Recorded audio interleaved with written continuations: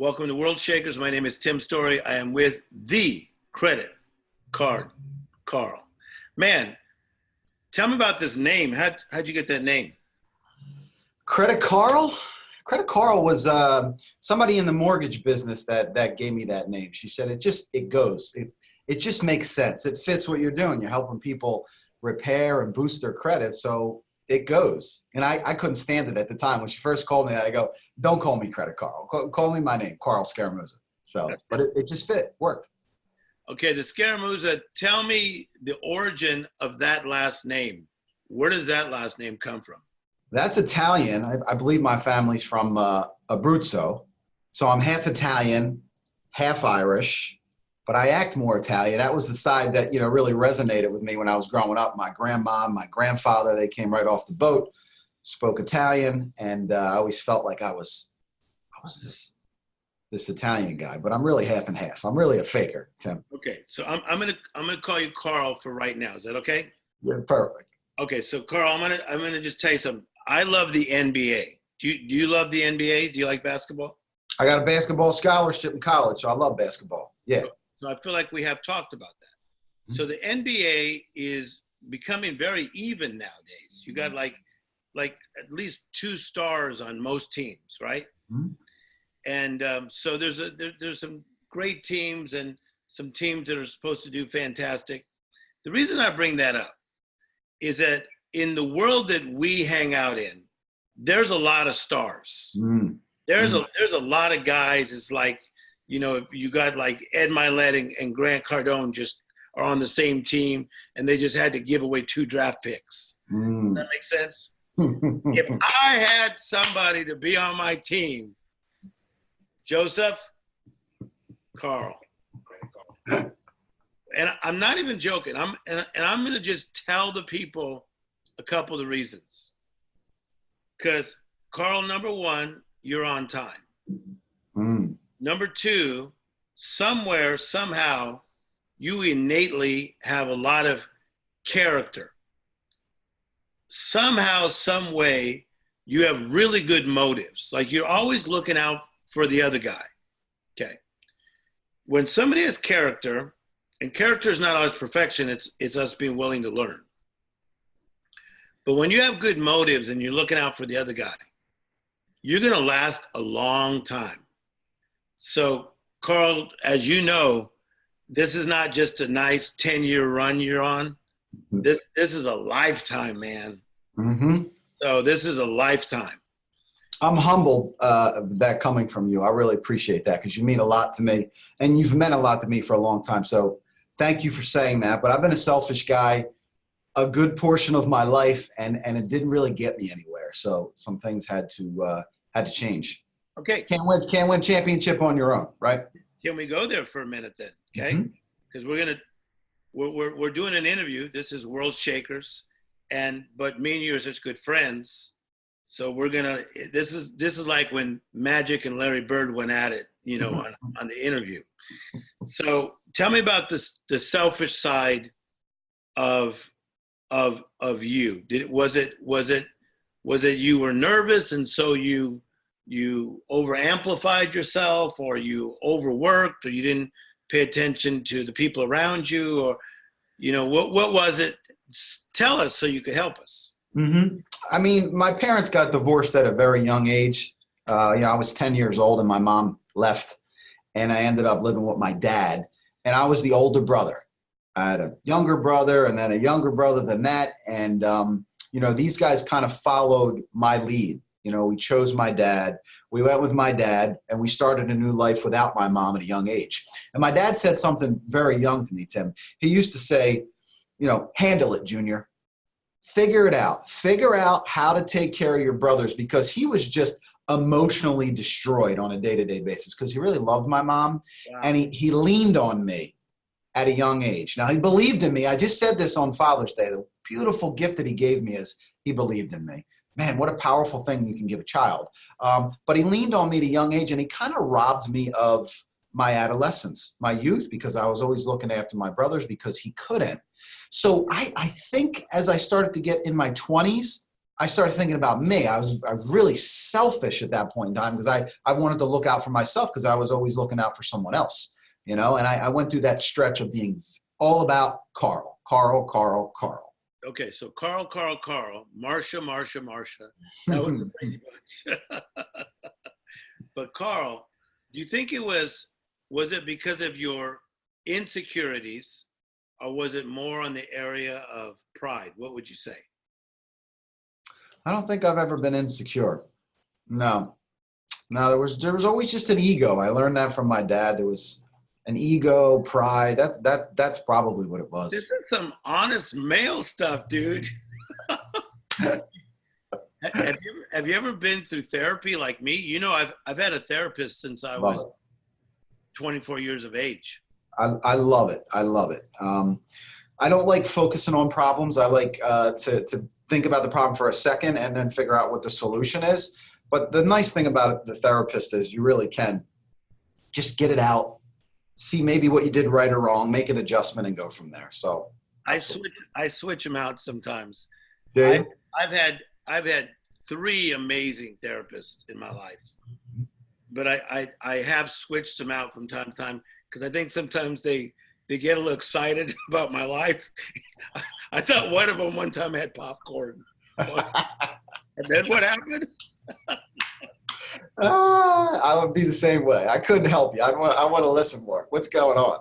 Okay, so let's jump into where we are now, 2019. A lot of projects.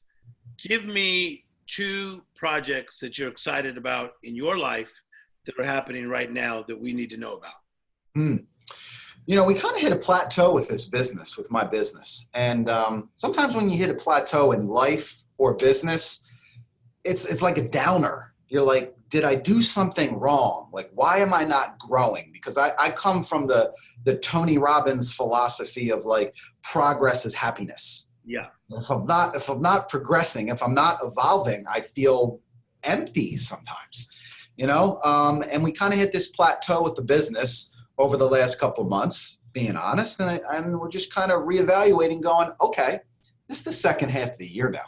What are we going to do different the last 6 months of the year so we can get back on this train of growing and evolving and growing my business credit blueprint? So that's what we did. We mapped it out over the last couple of weeks and we said, what are the 10 things that I can do, right? And fit into a window of every single day. I am going to take action on these things and I'm going to finish the year strong and I'm not going to stay at this plateau anymore. Okay, so it's an interesting thing because the way you're explaining it, some people don't realize the magnitude of this business. You have a very large business. You're helping a lot of people. And so tell the people what the business is and then how we can utilize the business, because some people do not know this. Yep. That I use Carl to help me with what I do in life on areas of my finances. Okay, so tell us what the business is and then how you can help people. Well, I founded a company in 2011. The name of my company is Credit Blueprint. And we either help people that went through some kind of circumstance where their credit kind of got off track, right? And we're able to help them rebuild their credit from the circumstance they went through. Or we actually help a lot of people that have good scores. So credit scores range from 300 to 850. So a lot of people get like real cocky about their scores and they have that 700 score. So we actually help people take those scores too, like 700 scores, and help them get into this hat that I'm wearing, this 800 club. So The bottom line, we help people rebuild, repair credit, and then we teach them something bigger. We teach them how to leverage that to maybe get themselves I'll give you an example, Tim. Someone that's in corporate America right now, and they're gone, I don't respect my boss. I don't like my commute. I'm miserable. I'm not happy. And I have this idea to start a business. And what they don't know is that you can actually use a 700 personal credit score to get access to business credit cards, which we help with. So let me say that again. You don't even have to have the business established. There doesn't even have to be any revenue there. And right now, you can use a 700 credit score to open $25,000, $50,000, $75,000 in business credit cards to make that transition from this life that you're unhappy with to maybe taking a shot and going after that business. Okay, that is a game changer. So for those that do not know about that, which is most of us, I like to think that I pay attention. Carl, I didn't know that. And then I'm loving your 800 club hat. And then once again, a lot of my buddies, they beat their chest on the 700 side. Mm-hmm. But you're saying that 800 club can do what for us? So that 800 club is a VIP ticket to what? Wealth. That's where the wealthy people live to me. Every wealthy person that I've ever met, I'm talking about like the difference between being rich and wealthy. We're switching gears from that corporate America person to we're really talking about a wealthy person that no longer trades their time for money. And they have these scores, and they had to use these scores along their journey. I have a friend that literally leveraged this credit score all the way to building $1 billion publicly traded company. And he's got that kind of money where he no longer trades his time for money anymore. That's what I'm going after. Okay. I'm loving it. Okay. So how can we do work with you? How do we get a hold of you? Tell us what you can help us with. Well, the consultation's free. So you can go on the website, creditblueprint.net, fill out a form, or follow me on Instagram, credit.carl. Click the little button for a free consultation, and we'll hop on the phone. We'll spend 10 or 15 minutes and say, we can help you get your credit to the next level, or maybe we can get you some business funding to help you there. And the consultation's free. Figure out if we can help them out. Okay. When you say we, you also have a team of people. Mm-hmm. And Credit call. I used to take those calls. I'm busy right now to where it's very rare, but I will, going back to you calling me out on that. I'm very active on social media, on Instagram in particular. I love Instagram. And if you DM me, it's me personally DMing you back. And it's one of those things where if somebody does click on Instagram for a free consultation, if they write a sexy note in there that says, I've been following you, you inspire me, I'm ready to get started, they're going to hear from me. I'm picking up the phone. Like, I like those ones. I like to communicate with the people that are following me, jump on the phones and go, let's do it, man. Okay. So let's talk like we do, like if we're at a restaurant, okay? Because the people that follow what I'm doing, we need your help. Do you still think it's a smart idea to go buy a big house? Like a lot of the guys I work with, they get around their buddies and they're buying big houses. And, some people say, don't buy the house you live in, buy other properties. How do you see this? It's super confusing, right? You listen to Uncle G, he tells you not to buy the primary residence, and then you look on the other end of that, like a Ed Milet, who owns all these massive properties. It depends. Like, I think when you're young, you should not tie yourself down. Like, I really believe that it depends where you're at in your life. You're 50 years old and you're going, I'm not going to leave this area for the next 10 years. Like, this is what I love. I love Beverly Hills. Then what's wrong with a house, okay? What's wrong with owning a house? But when you're young, to me, you want to be mobile. I see the mistakes of the 20-year-olds are getting caught up in buying these big mansions and stuff, and then they're getting stuck with it. And they don't understand that, when you buy a bigger house like that, what's involved with landscaping and what's involved with trying to make it perfect and the furniture that's involved and the cleaning. And then all of a sudden it's like, it's not an asset anymore. It's not an asset because you spent so much money, So it really depends where you're at in your life. Like me personally, I'm 40 years old. I have kids that go to school. They'll be going to school for the next 5 or 6 years. So I'm married to that area. Okay. Okay. All right. That's a great answer. All right. Next one. Buy or lease a car.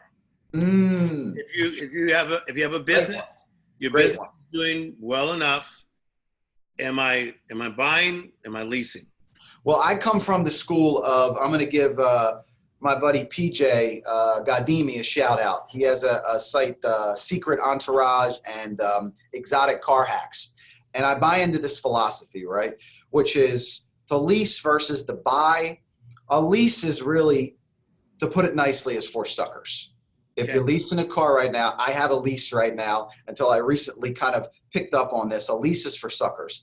And buying something brand new is the same way. The best way to buy a car like an exotic car or whatever you want to drive, is something that's already depreciated a couple of years. Okay. If it's 2019 right now, let's just say we're talking about a Ferrari. Let's say that Tim Storey says, listen, Credit Carl, I need a Ferrari. It's about that time. Okay. The worst thing you could do is buy a 2019 Ferrari. What you want to do is buy the Ferrari that's 2014 or 2015, because it's already taken that $100,000 hit. And there's normally that little window of 5 years where the car maintains its value. And then you're just recycling it, because you're only going to keep that car for 6 months or a year, and then you get rid of it, and then you get the newest, greatest thing. So for someone like you who's trying to get a Ferrari, leasing doesn't make sense. Going into a dealership and paying cash doesn't make sense. But getting something that's 3 or 4 years old, showing up to that Four Seasons, handing them the key, Mr. Storey, nice to see you. Boom. That's how you do it. I'm just smiling. Okay. You got to help me with this. Why is leasing for suckers? Well, because a lot of people will put this may go viral. It's not that, like, if you look at leasing, like, you know, you basically pay a down payment, right? Which is basically just fluff. So you'll pay them, you know, you'll see these ridiculous deals like get into a Maserati for, you know, $5,999 down, and your payment's going to be $560 a month.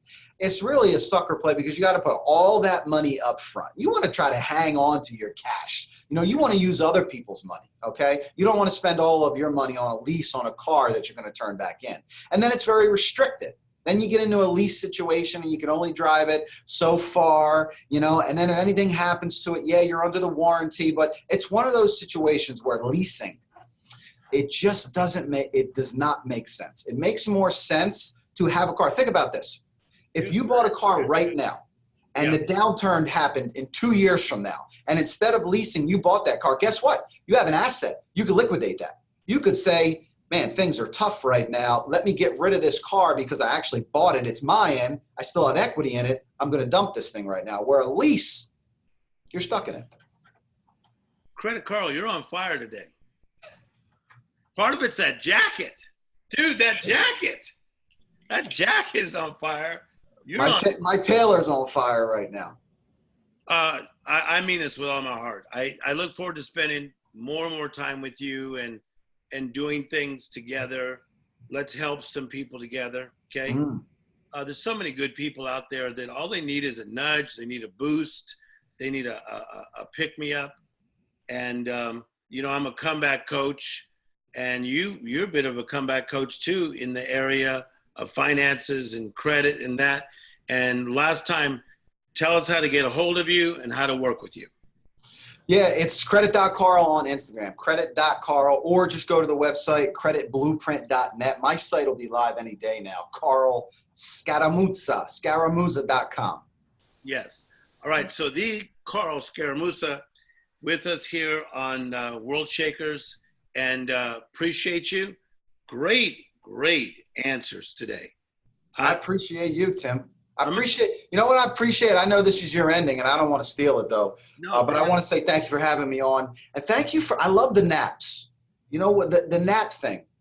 It's changed me a little bit, though. I like watching you take a nap and going, nothing wrong with a nap.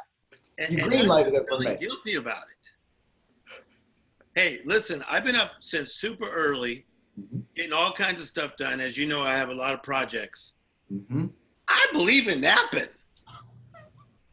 I believe in napping, and I believe in listening to Motown music. Good for the soul. It's good for the soul. I'm going to enjoy my life. Yeah. You want to hear a quick philosophy real quick, and then I'll let you go. Somebody just talked about napping, and they said that there's this little secret where if you want to take a nap, the threshold's about 20 minutes. And before you take the nap, you drink a coffee, lay down, take the nap, and then when you wake up at 20 minutes, you're not groggy, like you're ready to go. Okay. Ready to switch it up. I'm throwing the coffee thing in tomorrow. Good. Carl, you're a good man. He's on fire. You're going to work with him. Life is good. We'll talk to you real soon. Appreciate it, Tim. Thank you.